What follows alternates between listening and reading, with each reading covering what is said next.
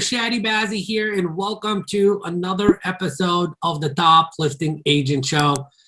Today, we have a very special guest that I've wanted on the show, for a while right now, and we finally got our schedules right. And I'm excited about this conversation because it's going to be a little bit different in terms of what is needed for an agent to get more repeat and referral business. Because, we talk a lot about here's what you need to do to go out there and generate leads. And a lot of people don't really get into the conversation of how do I become the most valuable person to the leads that I've already worked so hard to generate? How can I what is the lifetime value of these people? How do I get them to, like me, trust me, and, refer me business and stuff like that? So I wanted the expert of all experts to talk about that. And I finally got the expert of all experts to talk about that, my friend, Luke from Reminder Media. And Luke, why don't you go ahead and, tell people, who you are, what you do, and how awesome you are. Hey, man. Well, I appreciate it. I don't know if I can elaborate on how awesome I am. I'm flattered to be even considered in the realm of an expert on this topic. A little bit of my background for those who don't know me. So name is Luke Acree. I'm the president of a company called Reminder Media. We've been at this, I call it relationship marketing, referral generation marketing for about 2 decades now. So about 18 years. Have had the privilege to work with over 100,000 real estate agents specifically. And what I always tell people kind of in my journey, what we're trying to help with is there's a huge pain point in the real estate industry. And everybody, when I say it, they know it to be true because specific names come to mind for them. They get this lead, they get a database, and they are not successfully following up. They know, man, I should be calling this person, I should be dripping on this person, but they're not. And the reason why is because they don't know what to send. They don't have the time to put it together. They can't stay consistent in it. And so really where we step in is we step in for agents and we automate that portion of the business for them. So we provide high quality drip marketing touches that we will automate for you. And then most importantly, once those things are set up, it does you no good to have a bunch of stuff going out if you don't know how to leverage it to actually turn it into referrals, to actually turn it into new business for you. So we give you the strategies as well to be able to capitalize to make sure you get return on investment. It's been an amazing ride over the years of doing it. I have a blast. I love real estate. My own family, my brother is a real estate agent in Virginia. So very tied to the industry and loving every second of it. Awesome, man. So you've worked with over 100,000 real estate agents. That immediately, caught my attention. 2 things really caught my attention in your introduction. One of them is 100,000+ real estate agents, which really comes a lot of lessons in being in direct contact with so many real estate agents. And I love people that have that kind of experience because they become the shortcut to me getting to where I'm trying to get to, so I don't have to make the mistakes myself. And so we're definitely going to dive into some of the mistakes that people are making right now. But there's another thing that you mentioned that really got my attention. And you said relationship marketing. Because a lot of people usually say sales marketing, I'm marketing for leads, and not I don't hear anyone talk about relationship marketing, and people really don't understand that the business that we are in, it's a relationship business. He or she that could open up more relationships, he or she that could nurture more relationships, is he or she that will attract more relationships.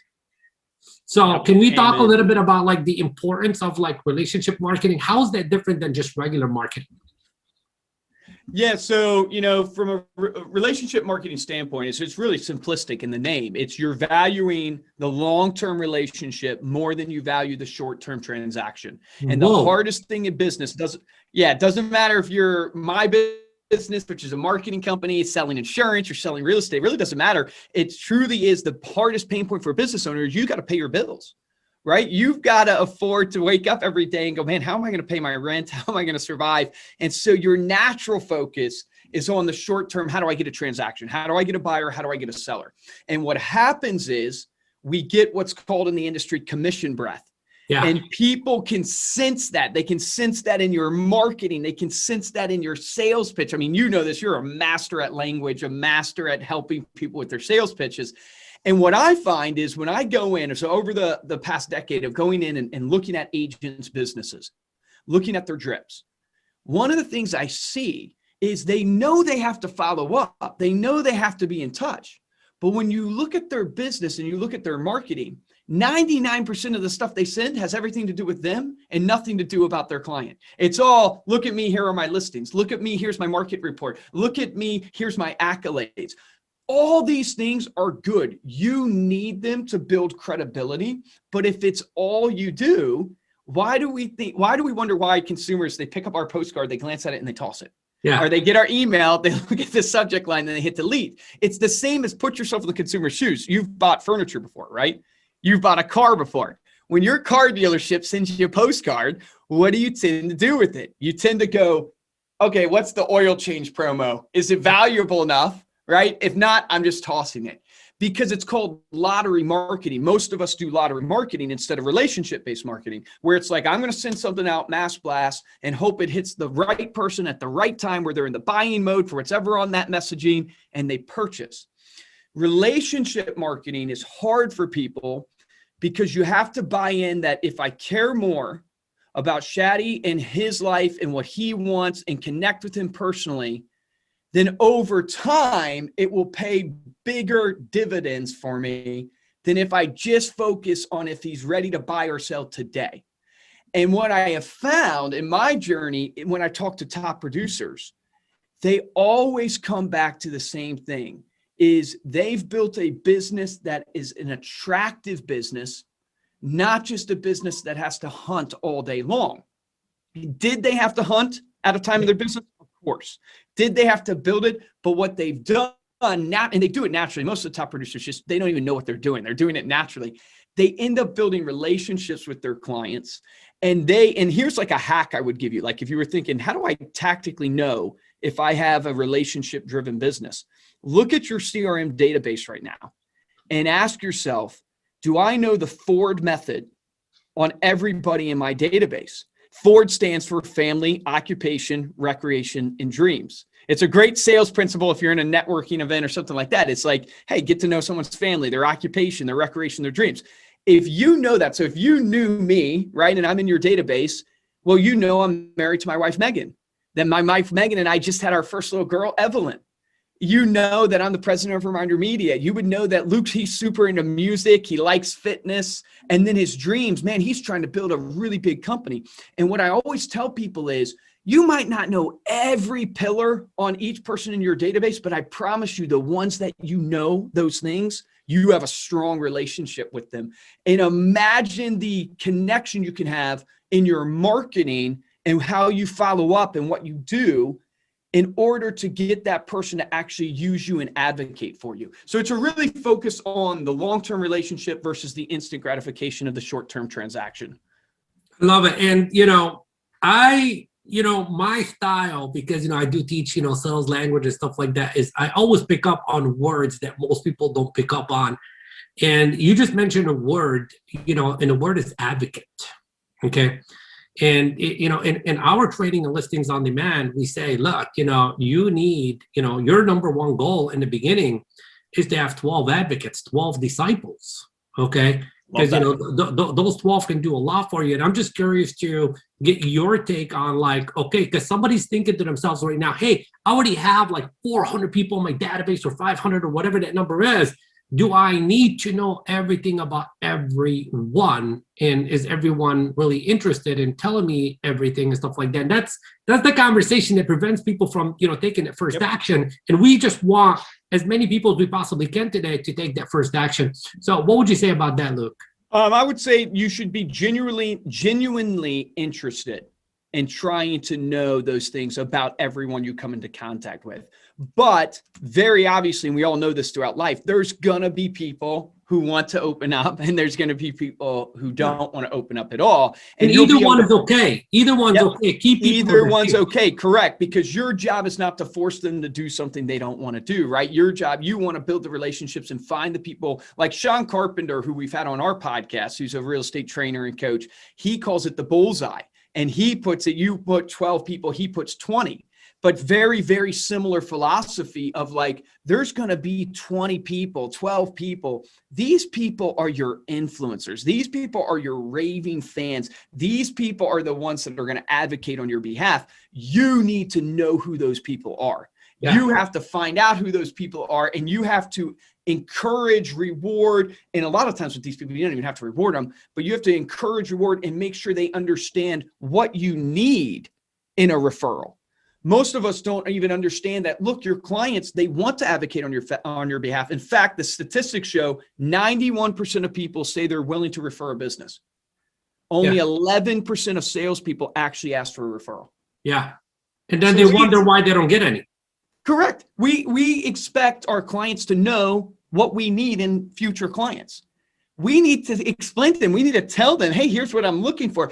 People don't feel comfortable referring because it's such a trust thing. And they've got to know, okay, am I giving a referral that Luke would actually want? Could Luke actually even help this person? One of the keys to getting referrals from your client database is making sure your client database understands, one, you want referrals, but more importantly than want referrals, here's the type of client I can help. So because people want to refer because they want to help, so they need to know, hey, here are the type of people I can help. So if you run into these people in your day-to-day, if you have family members that need this type of help, this is the type of person I can help. So I would love for you to refer them to me so I can help them. Love it. So Luke, we're 10 minutes into this. And, I know whoever's watching or whoever is listening, you got their attention, okay? You got them to nod their head and silently, say to themselves, you're right, Luke. I really haven't been doing this the right way, or I haven't been doing it at all. I really got to start doing this as soon as I'm done listening to this. Where and how should I begin? So I'll give you a framework. So Josh and I, who's my chief marketing officer, we've done a lot of talking and a lot of discussion and really putting together, how do we take our 18 years experience, 100,000 agents, and put it into some type of framework that people can look at their marketing and go, okay, I need to go and audit my marketing, whether I use Reminder Media or some other company, and make sure it accomplishes these three things. And we ended up putting it into an acronym called FIT. Now, acronyms are corny, but it's easy to digest and remember. So the FIT is FIT, right? And the idea here is your marketing's out of shape if you're not getting referrals. Your marketing's out of shape if it's not producing raving fans, that type of idea. So how do you get your marketing fit? Well, F stands for frequency. The first thing you have to look at in your marketing right now, your drip marketing, is, are you frequent enough? So many agents, what they'll do is they'll send maybe once every quarter, once every 6 months. And I would tell you it's not enough. In fact, what you look in marketing, there's this rule in marketing called the rule of 7. And basically what it says is some person has to see your brand 7 times for your brand even to become recognizable to them. So if you have a new client that you're getting in front of, you need to try to find a way to get in front of them 7 times to even get recognizable to that person. But frequency, I chose that word specifically because it has 2 meanings. It's about the frequency of contact, right? And I tell people you should at least be in contact once a month. I interviewed one of my clients the other day. His name's Frankie Zoldi. He does about 60 million a year in volume. He's in, I think it's Deerfield, New Jersey. And he has only like an admin on his team. He encourages every 2 weeks. He said, man, you should be hitting this database every 2 weeks because frequency breeds familiarity, which breeds trust, as we know. But I chose frequency because it's not just about the frequency of contact. It's also the frequency of the level of communication. So you know how a radio station has different frequencies? Yeah. Right? And you might like rock music, I might like country music, and I'm going to turn to my frequency level to enjoy what I want. You as a business need to make sure you understand what's the frequency level that your client wants. Meaning clients don't want to be communicated the way you want to communicate with them. They want to be communicated the way they want to be communicated. And so what I encourage businesses to do is I encourage you, how many frequencies can you get on? Can you get on YouTube? So video frequency. Can you get on social, right? Social media frequency. Can you get in print, a print frequency? Can you get in an email frequency? Can you do personal phone calls, a personal frequency, or a face-to-face? And you'll find out, I promise you, you'll find out what your clients respond to and which ones they want. So you need to first look and go, okay, am I at least touching base once a month with my database? And am I on enough frequencies to find out the frequency that my client wants me to communicate with them on? Then second, the I in FIT, so it's F-I-T, the I stands for impact. And I won't elaborate too much on this for the sake of time, but here's the key. There's two ways I think you can do impact in marketing. One is you can do impact through quality. So most of us, we don't focus on quality, we focus on volume, and I think it's a mistake. I think you should focus on quality before you focus on volume, because volume will just get a glance and a toss in the trash. And so you need to look for ways to send quality things. So our company, one of our flagship products is a personalized magazine. And the whole reason it's worked for over 2 decades, and we get raving reviews on it, is because it's perceived as a gift. Because people don't throw it away. They perceive it more as a high quality piece. But it doesn't have to just be a physical product like this, right? It could be a piece of content that's high quality. So it could be the local events that are happening in your community, something that's of value to the people in the community that's high quality, that took some time to put together. So there's a lot of ways you can do quality. And the second way I think you can create impact from a marketing standpoint is through personalization. So this is why Facebook and Google are making billions. Just if anybody wondered, why are they making billions of dollars? It's because they're using data to understand who you are and serve to you relevant and personal things. Because if it's relevant to you, what happens? You pay attention to it. Yep. So you should ask yourself as a marketer, how do I get relevant? How do I get personal? So if I'm on your list, I'm an advocate.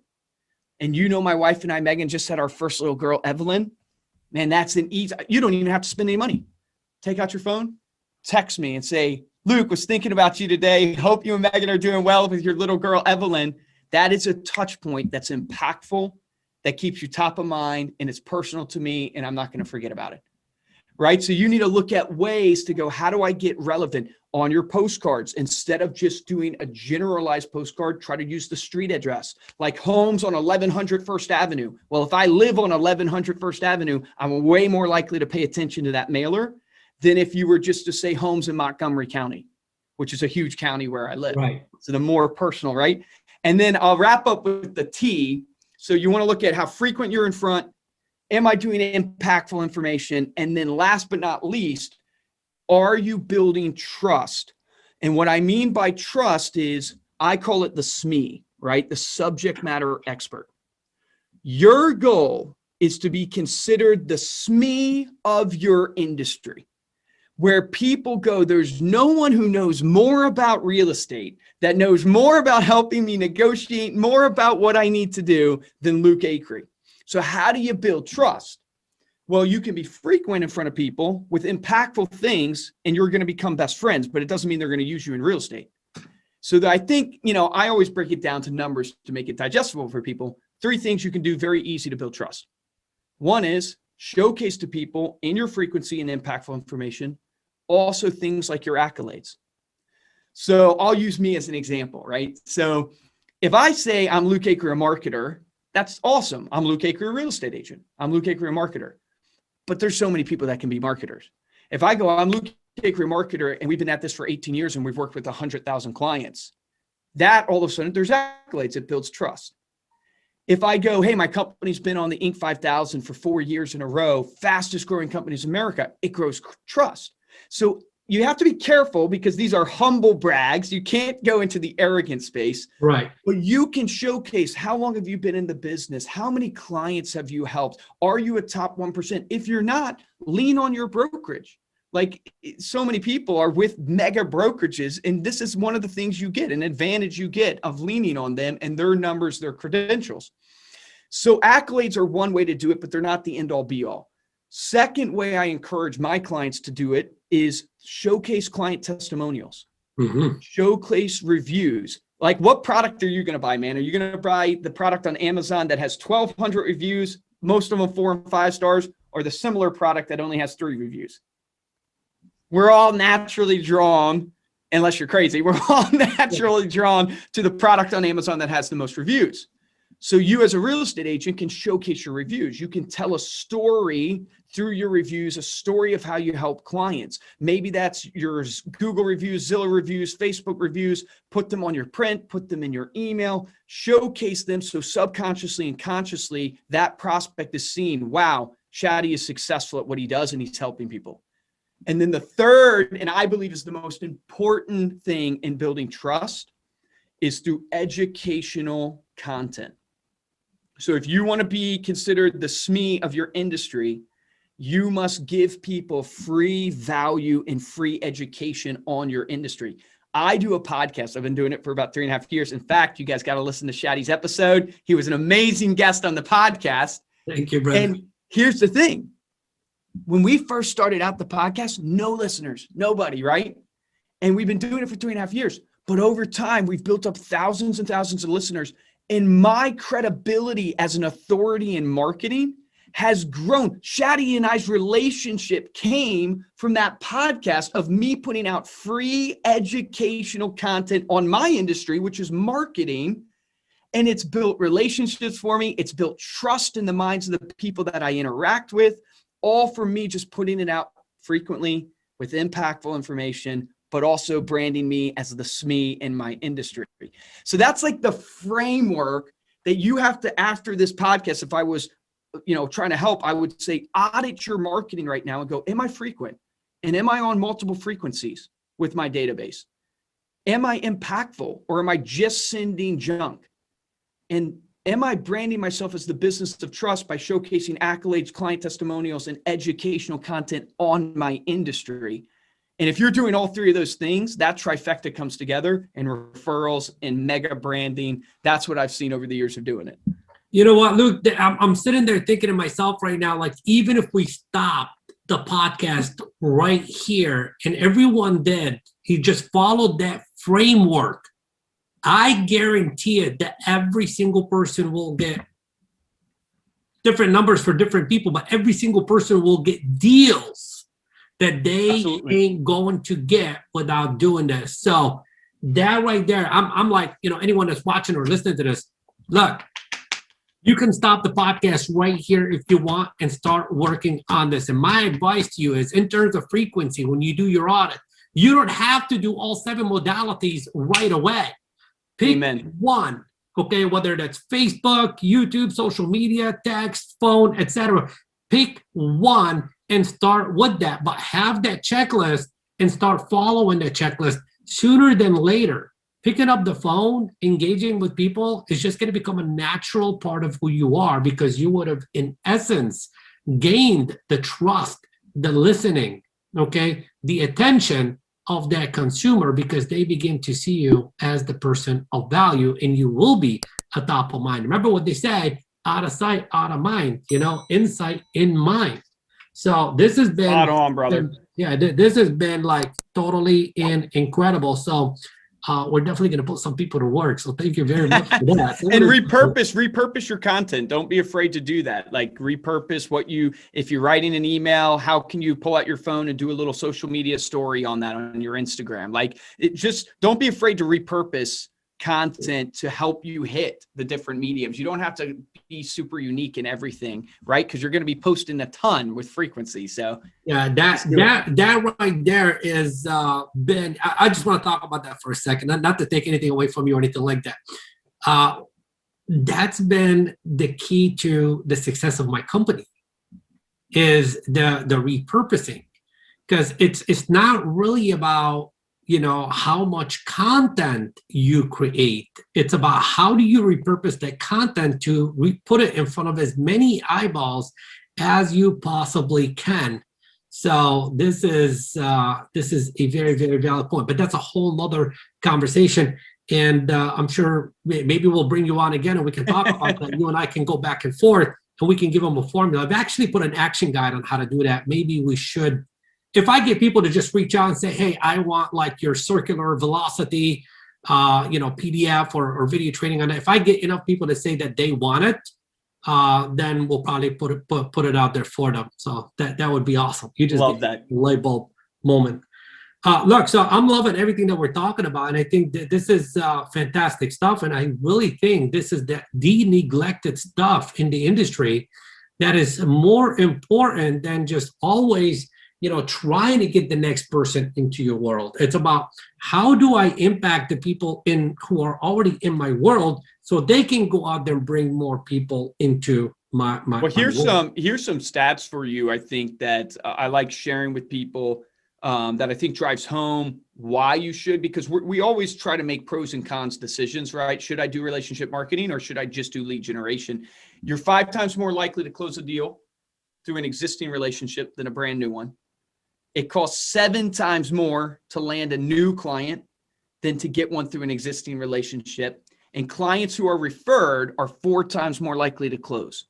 Yep. When you look at the statistics. So all of that to try to encourage you to go, man, everything you need for your next deal is in the relationships you already have. But the only way to truly get to them is to approach it through a relationship-driven mindset, a value-driven mindset, not just a closing-driven mindset. You're going to have to close, but it starts with a relationship. Yep, 100% relationships. When we talk about, I heard Grant Cardone talk about this recently, because I was always in the mindset of like, contacts equal contracts. And what he pointed out is the difference between both of those words, if you take a look at the spelling, is the word contract just has an R. That's in addition to contact. So now it's contract. They just added the R, and they said the R stands for relationships. So it's not just contacts. That's great, man. I've never heard that before. I've never heard that before, That's either. And I was like, yeah, I mean, just one letter difference, and it makes the biggest difference. So I think content is where people are really going to get stuck, okay? Yeah. Because they're going to be like, well, I don't know what content, to create. Where do I begin? Is it just like a market up? Like usually people just resort immediately to, a just listed, just sold, or a market update. And they're stuck with those 3, Luke. I think that's a good start. I think it's something that people should do. But I believe, and is they need to go above and beyond that. Yeah, I can give you. So here's the 3 E's of content that I think you should think about when you're posting. I love all your frameworks. Like I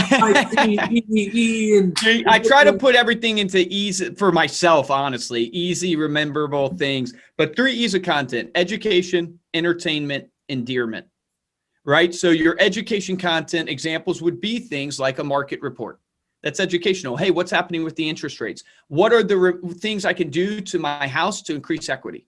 Those are all educational. They're all very nice. You can throw other educational things in there, right? But those are easy for you to come up with because you're good at it. In fact, very easy hack for everybody is write down your frequently asked questions. We all get them from buyers, from sellers about the market. Write them down, film videos on them, write emails on them, write blogs on them. That is your first content right there that you can give away for free. You answer them all day long. So just put them out there as educational content.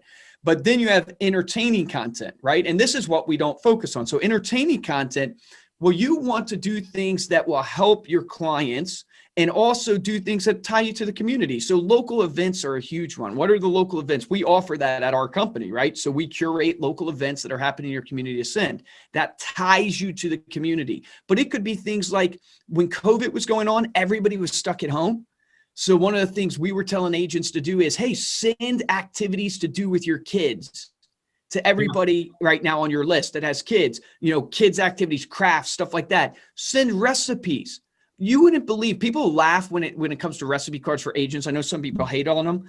I've sent over 100 million pieces of direct mail, and the most popular piece of content is always recipes. It's crazy because I guess consumers, we all love to eat. Yep. So it's just something we all connect with. But you can do things like recipes that are entertaining. You could do things like, what is the unique thing in your town, the park or the farmer's market or something like that, that you could just put on a postcard, put in an email, and write a little something on it that's entertaining but ties you to that community. Then endearment. This is where I think so many of us lose the ball. You want a business that lasts the test of time, you have to have a business of purpose, not just a business of making money. So what is the purpose of your business? What is the endearing content that you're giving to your database to show that you're more than just a business about making money? So what I always encourage agents to do is, what's the charity that you support in the local community?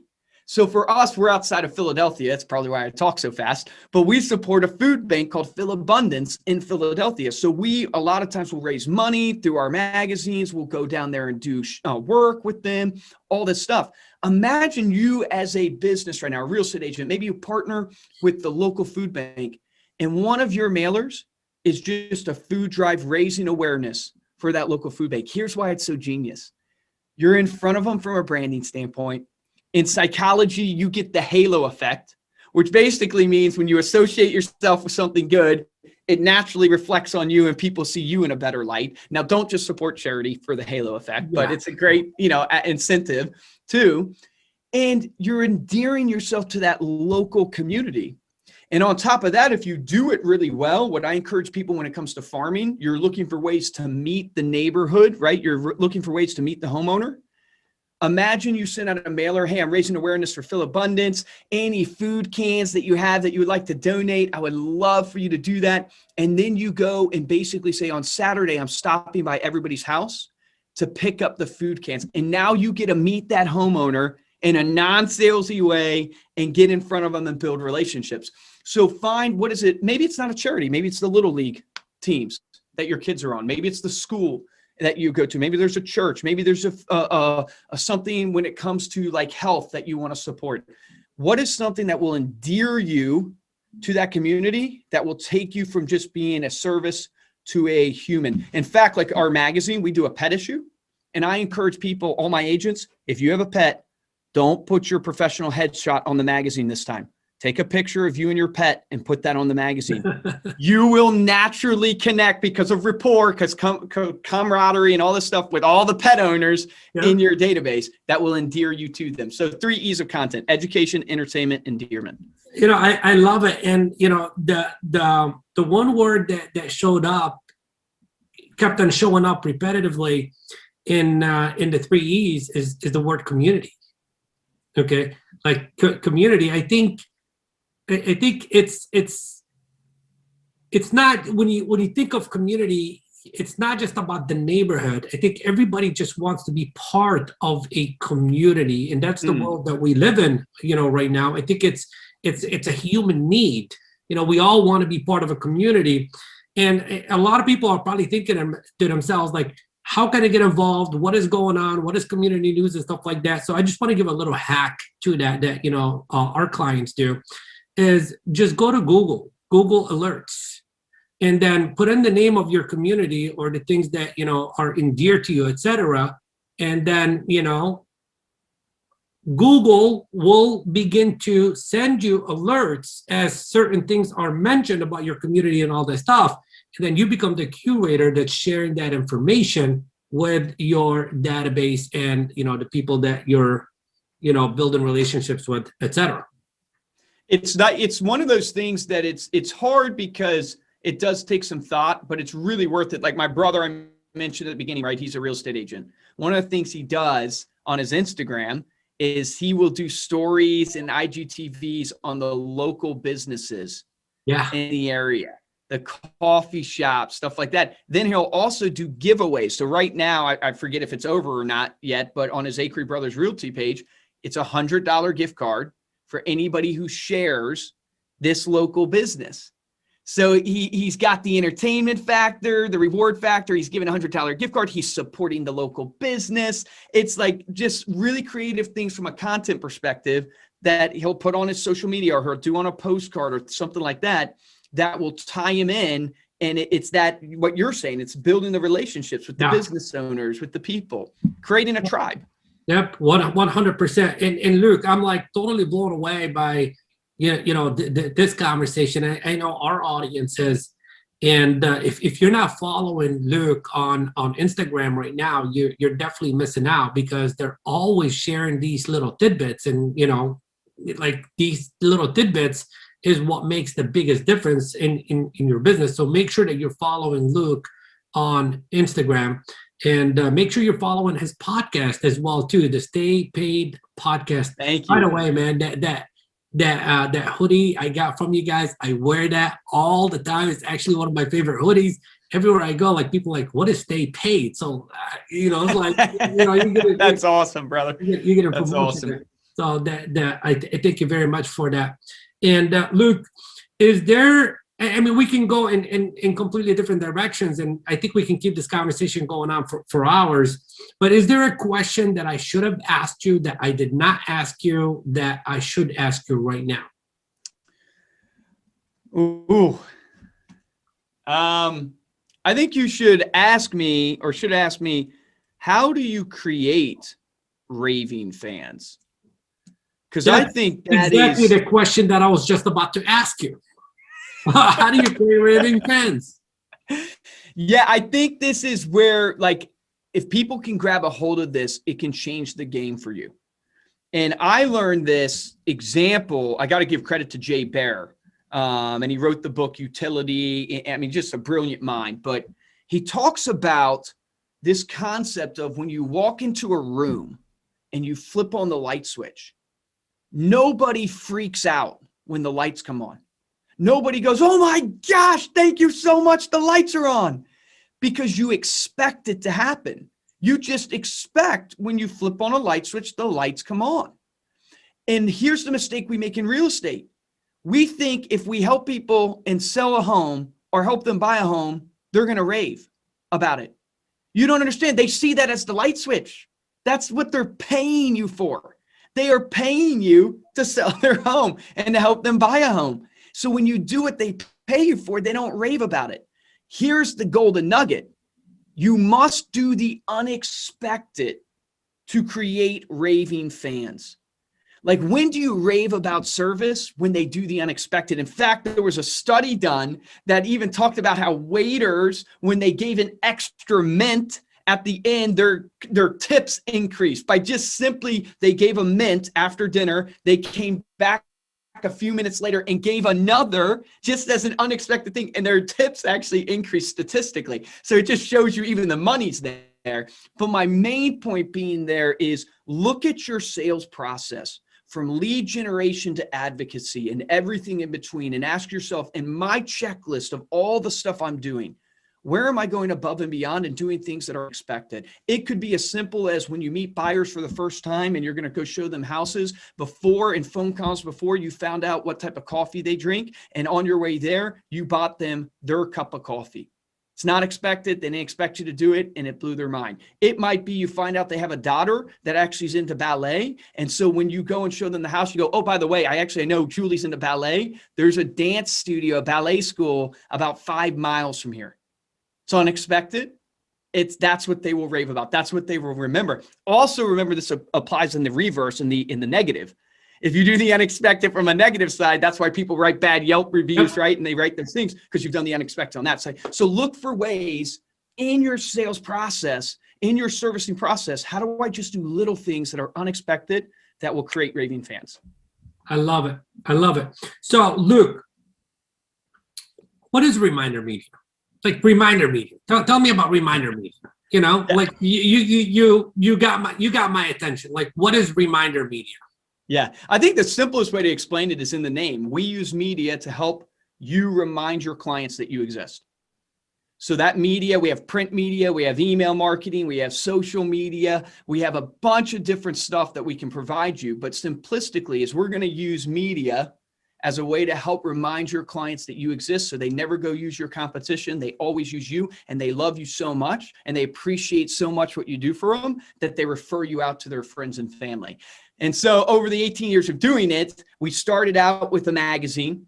where our whole concept was, how do we create something that's scalable, so it's cost effective at scale, but it's nice enough where people perceive it as a gift, can be frequent, impactful, but also give the real estate agent places to build trust. And we came up with a 48-page coffee table publication that's all about just the client. It's travel, art, food, home tips, DIYs, things the clients will love, enjoy. And then we strategically brand the agent in the magazine, give them places to showcase testimonials, put listings, stuff like that. What we found is it was a 4-week shelf life compared to at most 72 hours for a postcard if you do comparison. So 4 weeks, we found it to be a 44-minute read time. So people, when they hear 44 minutes, a lot of times they go, well, that doesn't seem like a lot. But if you think about it this way, an average sitcom on TV, like Seinfeld, is 18 minutes long. So they're spending 2 sitcoms worth of time with you in your brand over the course of 4 weeks. And what we have found is, because of the norm of reciprocity, you're doing something nice for somebody, they want to reciprocate. That then extended us to be holistic, because I don't believe you should just be on the coffee table. I think you should be on their coffee table. I think you should be in their inbox. I think you should be on their phone, in their text message, on social. The more they see you, the more omnipresent you are, the more they're going to remember you. So that led us to creating the digital version of the magazine, which then led us into, hey, we have all this content, all this valuable stuff that can be branded and shared. So now we have a library of social media content that has scheduling abilities. So you can schedule, you can send through text, all these things to really help you do one thing, which is never be forgotten by your database. So they always know you, they like you, they trust you, but most importantly, they remember you. That's the most important thing, because, at the end of the day, it's not your client's job to remember you. It's your job to make sure they never forget you. Well said. And if you're hitting them with the digital version, you're on their coffee table through text and everything like that, you really create some omnipresence. So is this like so this is like a done with you kind of thing. It's like, personalized. Everything's 100% personalized. It's all personalized. Our average agent spends about 20 minutes setting it up. So our goal is not to make you have to be the marketer. Yeah. We don't want to automate you out of the relationship. We just want to automate the marketing functions, right? So our average agent spends about 20 minutes. We set everything up. We can do up to 66 touch points a year to your database with all different types of content for you. And obviously you can do less than that. What I think blows people away is like our magazine. Most people, when they hear it, they go, oh man, that's probably really expensive. Literally for less than a Hallmark card, you can send out your own magazine to somebody. It's $3.99, and that includes the shipping and the postage. So delivered to your client, customized. The minimum's not 1,000. So a lot of times people are like, oh, I'm going to have to order 1,000. It's literally only 50. It's, and then we add on email there and all that stuff. So, would love for people to check it out, of course, but I really, obviously just appreciate the opportunity to be on. No. I'm an advocate. Like I'm an advocate. Like we have a relationship, and when you develop a relationship and that relationship revolves around, being genuine and being sincere and being honest and being for the people, then what you do is, you want to pass that relationship to everyone that you want to experience that. So I'm an advocate of Luke. I'm an advocate of Reminder Media, and I want everyone, like literally everyone, to at least check it out. Like there's the command, check it out. So where can they go to check this out? Yep. Simplest place is www.remindermedia.com. And you'll be able to see everything there at remindermedia.com. You can also check us out on all our social channels. We're on every channel at Reminder Media. So you can read reviews, engage with us, all that good stuff. Good. And I'll make sure that, we include all the links in the show notes at either chadibazzi.com and tlashow.com. Wow, this has been fantastic. I know as the president of the company, you're busy serving, your clients, and I don't want to take up too much of your time. So any final words of wisdom? Just remember the difference between top producers and mediocre producers is top producers take action. So if you've heard something today, don't let it rest in a pile of good ideas. Take action on it, implement it. Like Chadi said, you don't have to do everything. Take one thing, implement it. That's the difference maker. Awesome. Well, you are a difference maker, and you've definitely made a difference for our audience today. So thank you very much, Luke. And I hope to have you on here again sometime in the near future. Thank you. Appreciate it, brother. Thank you. Me too.